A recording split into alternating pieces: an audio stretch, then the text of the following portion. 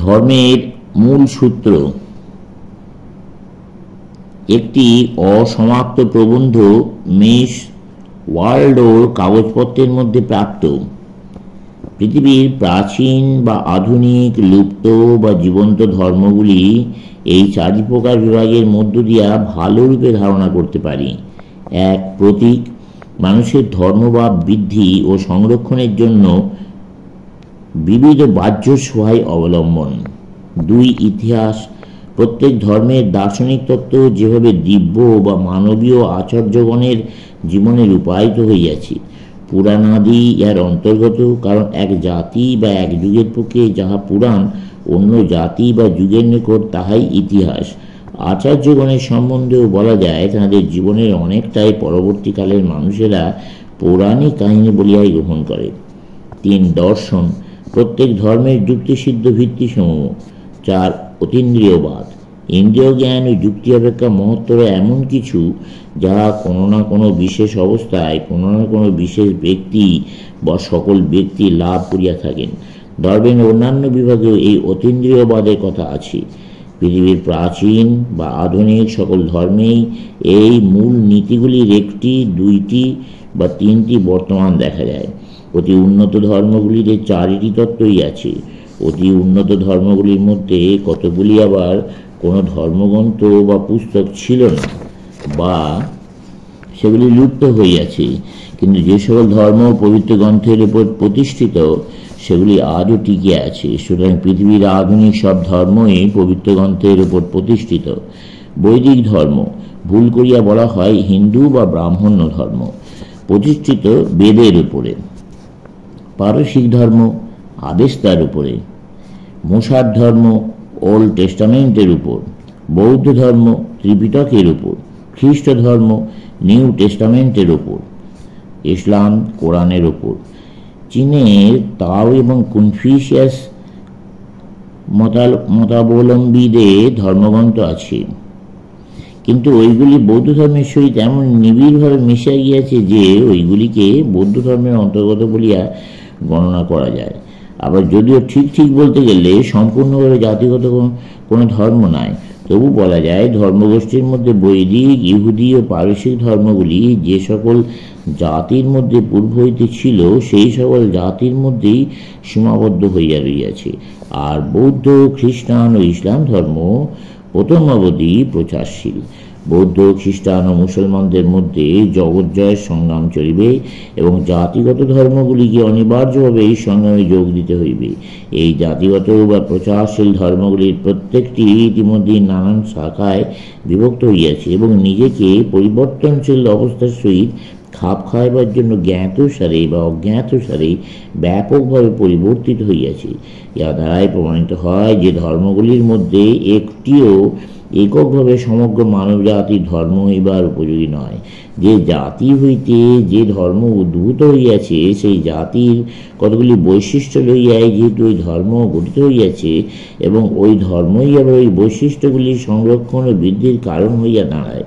অতএব ওই সকলের কোনোটি সমগ্র মানব জাতির উপযোগী হইতে পারে না।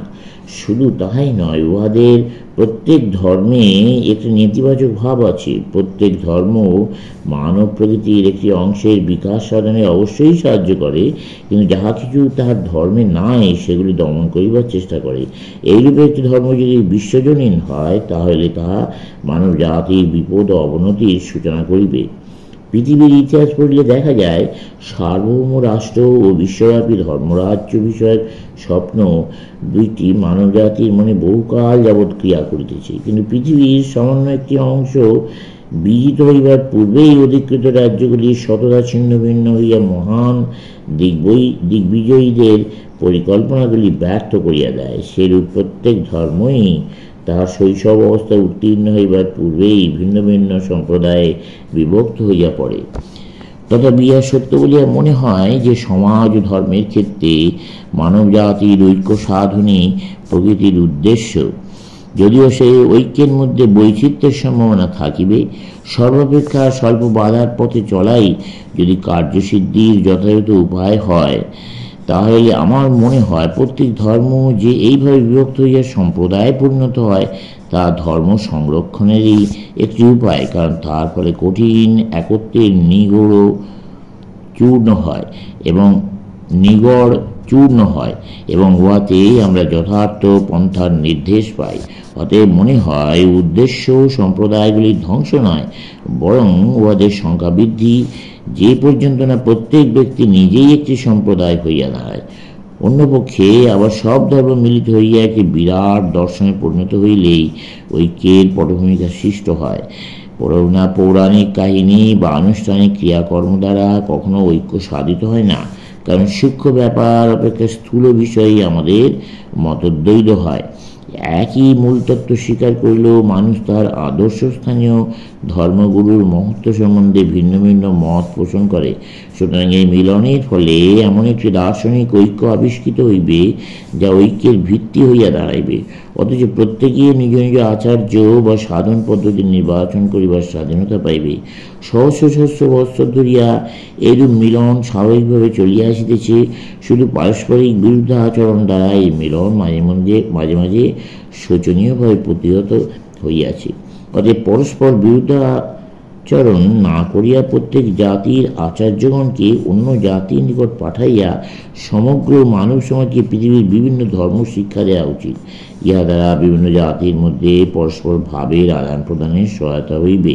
কিন্তু খ্রিস্টপূর্ব 2য় শতকে ভারতের মহামতি বৌদ্ধ সম্রাট অশোক যেরূপ করিয়াছিলেন, আমরাও যেন সেরূপ অন্যের নিন্দা হইতে বিরত হই, অপরের দোষ অনুসন্ধান না করিয়া তাকে সাহায্য করি এবং তাহার প্রতি সহানুভূতি সম্পন্ন হইয়া তার জ্ঞান লাভে সহায় হই। জড়বিজ্ঞানের বিপরীত আধ্যাত্মবিজ্ঞানের বিরুদ্ধে আজ সারা বিশ্বে এক মহা শোরগোল পড়িয়া গিয়াছে। আমাদের ঐহিক জীবন ও এই পরিদৃশ্যমান জগৎকে দৃঢ় ভিত্তির উপর প্রতিষ্ঠিত করিবার জন্য আমাদের ইন্দ্রিয় জ্ঞানের সীমার বহির্ভূত সকল ভাবের বিরুদ্ধে সংগ্রাম করা অতি দ্রুত একটি ফ্যাশনে পরিণত হইতেছে। এমনকি ধর্ম প্রচারকেরাও একের পর এক এই ফ্যাশনের নিকট আত্মসমর্পণ করিতেছেন।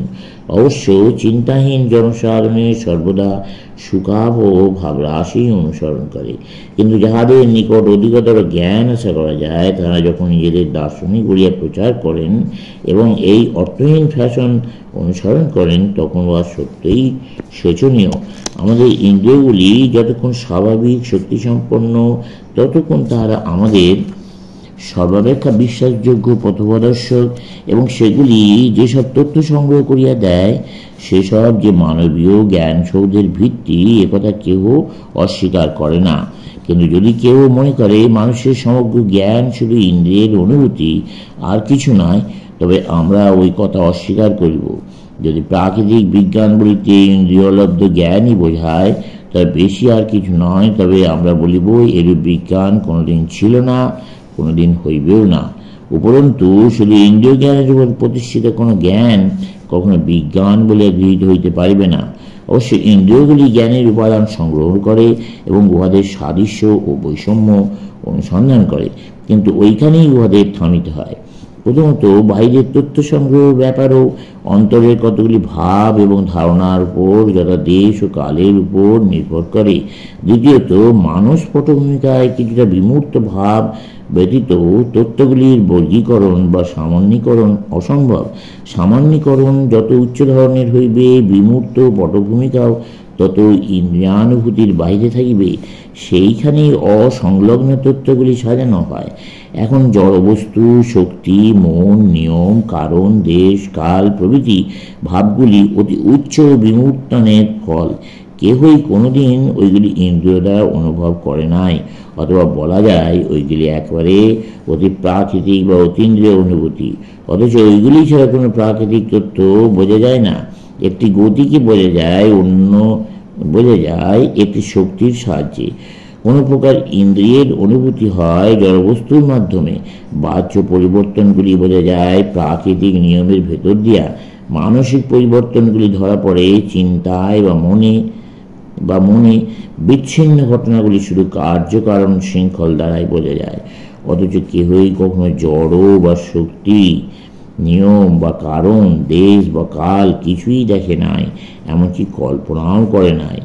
তর্কচ্ছলে বলা যাইতে পারে, বিমূর্ত ভাবরূপে এগুলি অস্তিত্ব নাই, এগুলি বর্গ বা শ্রেণী হইতে পৃথক কিছু নয়, উহাইতে এগুলি পৃথক করা যায় না, ইহাদের কেবল গুণ বলা যাইতে পারে, চলবে।